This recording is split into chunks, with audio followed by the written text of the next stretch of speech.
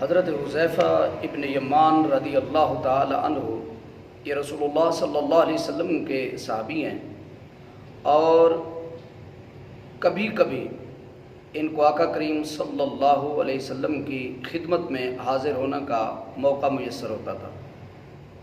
اس کی وجہ یہ تھی کہ آپ مدینہ پاک سے باہر کسی بستی میں رہتے تھے، اور گھر میں آپ کی اکیلی والدہ ہوتی تھی۔ یہ سارا دن کو محنت مزدوری کرتے، اور رات کو شام کو جب واپس آتے تو اپنی ماں کی خدمت کرتے۔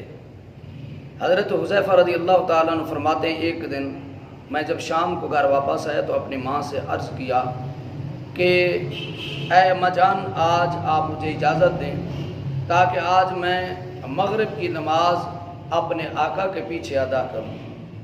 اللہ اکبر! دعا فرمائے اللہ تبارک و تعالی ایسی اولاد عطا فرمائے جو نمازیں پڑھنے والی ہو اور ماں باپ کا ادب احترام کرنے والی ہو۔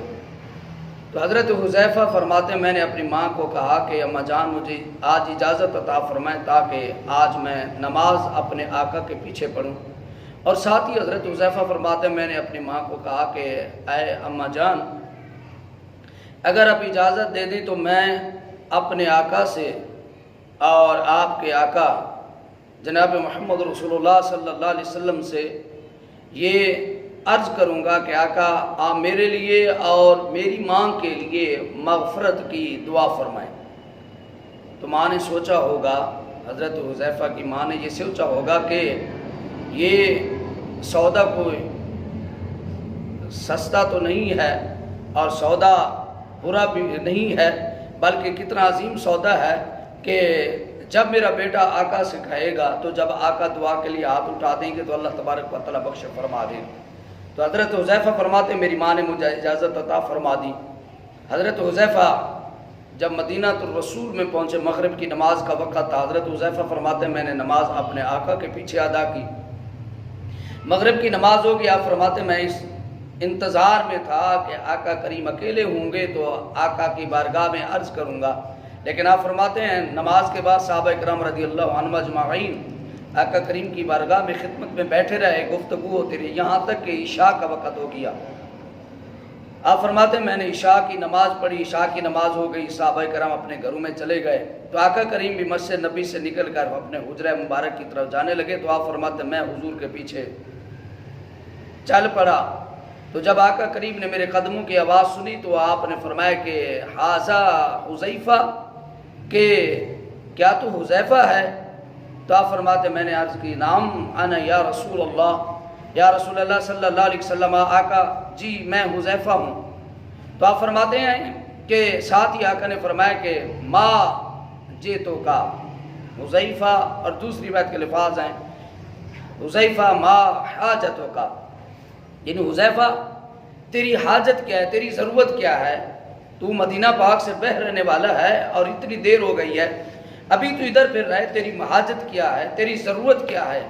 تو حضرت حذیفہ فرماتے ہیں ابھی میں نے اپنے لب کھولے ہی نہیں تھے، اور وہ وعدہ جو اپنی ماں سے کر کے آیا تھا کہ میں عرض کروں غیب دان نبی، وہ آقا جو غیب کا علم رکھنے والا ہے، حضرت حذیفہ فرماتے ہیں ابھی میں بولا ہی نہیں تھا، ابھی میرے لب ہی نہیں کھلے تھے، تو آقا کریم نے فرمایا غفر اللہ لکا ولی امک، حذیفہ اللہ تجھے بھی بخش دے، تیری ماں کو بخش دے۔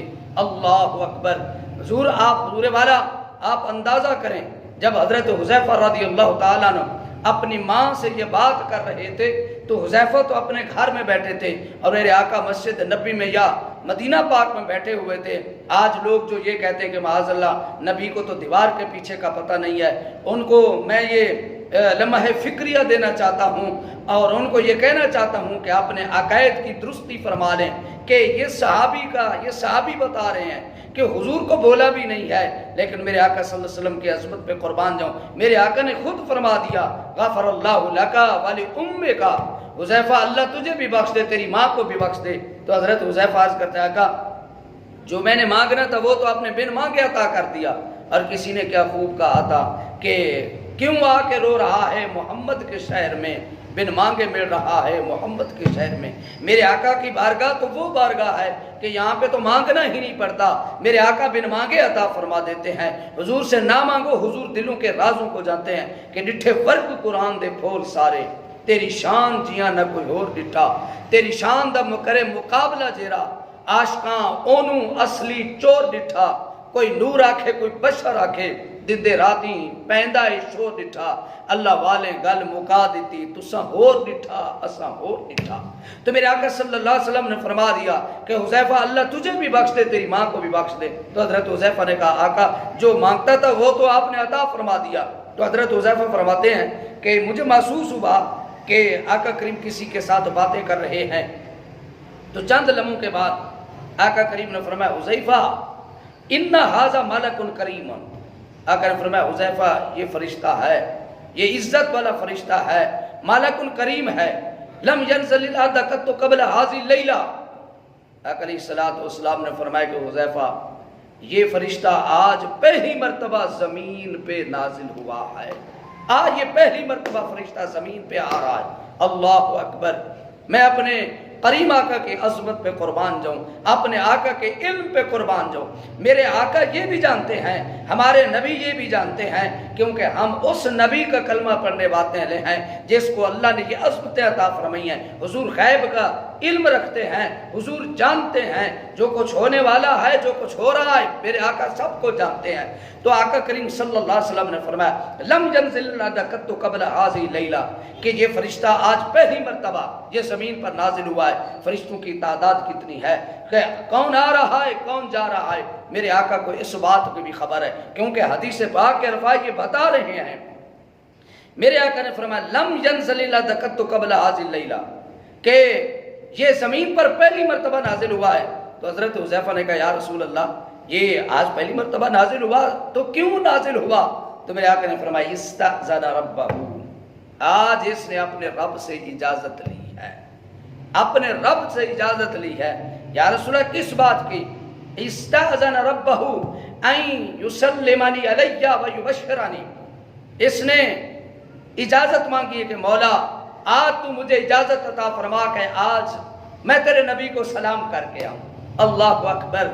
फरिश्ते हुजूर को सलाम करें तो रब से इजाज़त लेनी पड़ती है, और उम्मती को कहा कि तुम्हें इजाज़त लेने की ज़रूरत नहीं है। जब भी तेरा दिल पड़े मेरे महबूब की ज़ात पे दरूद व सलाम पढ़, जब भी तेरा दिल पड़े मेरे महबूब की बारगाह में दरूद व सलाम का नजराना पेश कर।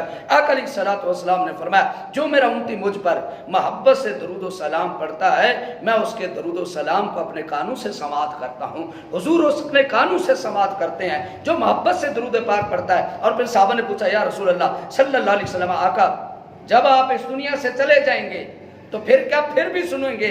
अल्लाह अकबर। वमा यंतक़ु अनिल हवा वाली जुबान जुम्बिश करती है। मेरे आका ने फरमाया हाँ मेरे साहबा सुनो, इन्नल्लाह हर्रम अलल अर्दि अन ताकुल असादुल अंबिया।